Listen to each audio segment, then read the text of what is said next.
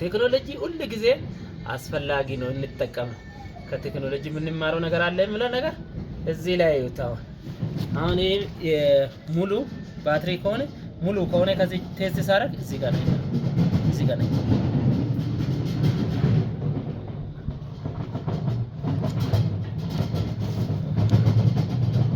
አሁን እዛ ጋር አያችሁ በጣም ደካማ ነው የባትሪ ዝም ብለው በቃ የሆነ የፈቶ ማሰር ብቻ አይደለም እንደዚህ አይነት ቴክኖሎጂ መከተል ይኖርብናል። አሁን የባትሪ በጣም ደካማ ነው፣ በጣም አያስነሳም፣ በጣም ደክሟል፣ ወርዷል እና ይሄን ይመስላል። አሁን ደግሞ ይሄን ባትሪ አዲሱን ቀይረን አሳያችኋለሁ ምን ደረጃ እንዳለ ተከተልን። ይሄ ባትሪ አዲስ ባትሪ ነው እንደምታዩት። አዲስ ባትሪ ለአዲስ መኪና አዲስ ባትሪ ያስፈልጋል። ምክንያቱም ፉል ኢንፎርሜሽን ይፈልጋል መኪኖቹ። ለምን ኮምፒውተር ስላለ ብዙ ነገሮች ያስቸግራል። የመጀመሪያ ላይ ሙሉ ኮንትሮል አድርጎ ካልተነሳ በጣም አስቸጋሪ ነው የሚሆነው። ሲተከተልን ይሄን ደረጃ ላሳያችሁ። ደግሞ አያችሁ ይሄ ደግሞ ሙሉ ፉል ነው የሚያሳየው። ይሄ ነው ለዚህ በቃ አሁን የመኪና ለማስነሳት ምንም ነገር ችግር የለበትም። ይሄ አልፎ አልፎ ሲፈልግ ይመጣል፣ ሲፈልግ ይሄዳል፣ ሲፈልግ ይመጣል፣ ሲፈልግ ይሄዳል። ስለዚህ እንደዚህ ቴስት ይደረጋል፣ እንዲህ ቴስት ይደረጋል። አሁን ይሄ ባትሪ አዲስ ባትሪ ነው መኪና ላይ ይቀይራለሁ ማለት ነው። ወደ መኪና ከቀየርኩ በኋላ ምንም አይነት ችግር እንደሌለ ማሳያችኋለሁ። እዩት።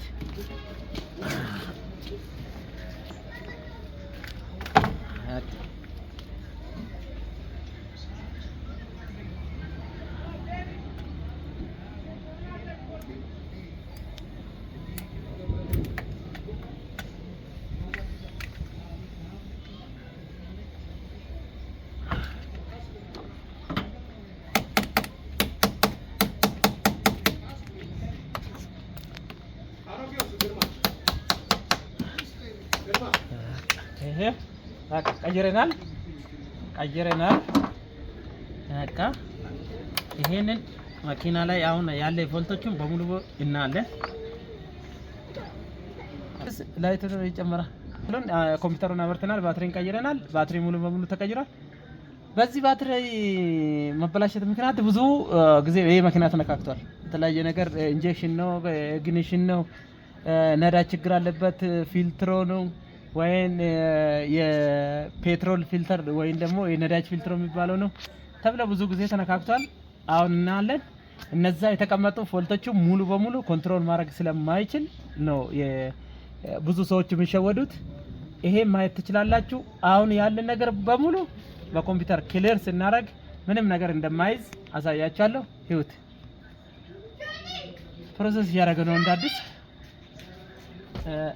ፕሮሰስ ካረገ በኋላ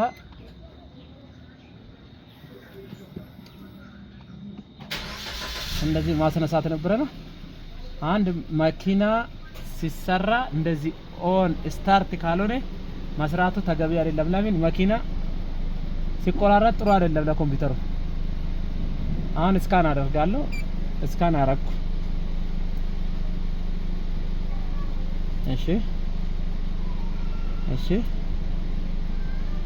እሺ የመረጣ የሰጠኝ ነው።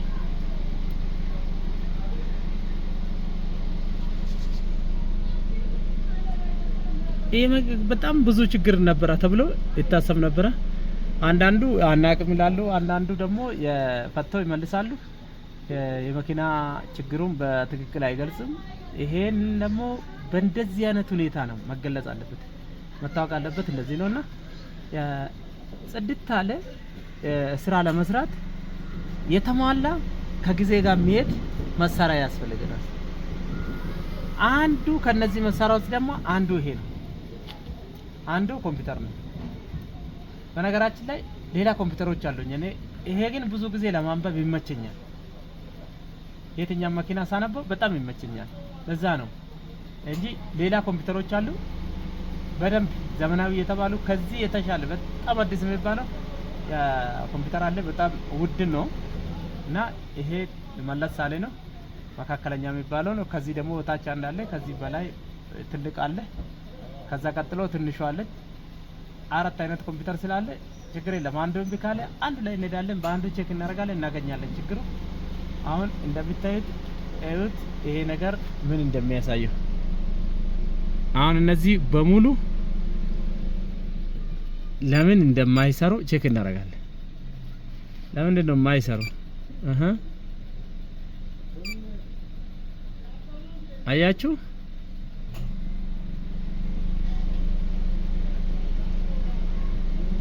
አሁን እቺ 85 ማለት ሲያንስበት ነው ስታስቸግር ነበር።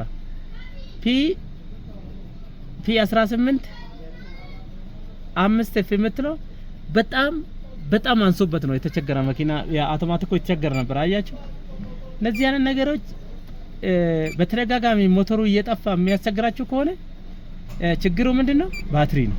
በቃ ምንም ውስጥ ሌላ ጣጣ ውስጥ እንዳትገቡ። ይሄው አያችሁ ነፃ ሆኗል። አሁን በዚህ ልክ ደግሞ ወደዛ ስንመለስ ይዩት ይሄ ነፃ ሆኗል አይደል? እዚህ ጋር ምንድነው የምለው? ያው ምንም ፎልት የለም። ትራንስሚሽን ነፃ ሆኗል ማለት ፓስ ሆኗል። ቀጥሎ ኤቢኤስም በዚህ ምክንያት ነው ሲቸገር የነበረው። እሱንም ይዩት። በተለይ በተደጋጋሚ መኪኖች እንደዚህ የሚያስቸግር ከሆነ አሁን ይሄ ሁሉ ጠቅላላ ችግር አለ ያለ ነገር ይዩት። አሁን ይሄ በሙሉ የችግሩ መንስኤ ምንድነው? ራሱ ባትሪ ነው። ባትሪ በስነ ስርዓት ኮንትሮል ስለማያደርግለት ነው። ምንም አይነት ፎልት የለም። አያችሁ ሲስተም ፓስ ብለዋል። ምንም አይነት ፎልት የለም። ቅድም አይታችሁ ከሆነ በጣም ያገር ነው እዛ ጋር የሚያሳየው ነበር። እዚህ ጋርስ ምንድነው አለ? ነፃ ነው። አሁን ምንም ነገር የለም። አያችሁ ኤቢኤስ ነፃ ሆኗል። ቅድሙን አይታችኋል። አሁን ደግሞ ፒሲኤም የሚባለውን ቼክ እናደርጋለን። እዚህ ምክንያት ብዙ ጊዜ በቃ ወጪ አላግባብ የሚወጣ ለዚህ ነው። በቃ አላግባብ ወይ ሰርተን እናረካም የሰራንን ነገር ምስጋና እናገኝበትም፣ ግን ችግሩ በጣም ብዙ ነገሮች ተስፋፍተው እናገኛለን። ይሄው አሁን ደግሞ ይሄ እነዚህ ሙሉ በሙሉ ምን ነው የሚያሳየው? ችግር አለበት የሚል ነው። 1 2 3 4 አይነት ችግር አለበት እያለ ነው። ይሄ ከምን የተነሳ ነው? የባትሪ መዛባት ነው። ባትሪ ትክክል ሳይሆን ሲቀር መኪኖች ላይ እነዚህ አይነት ነገሮች ይፈጠራሉ። ይሁት ደግሞ አሁን ይሄን ከጨረስኩ በኋላ ወደ ኋላ ተመልሼ ቦታ ሳሳያችሁ ይሁት አያችሁ ቢሲኤም አሁንም ነፃ ሆኗል።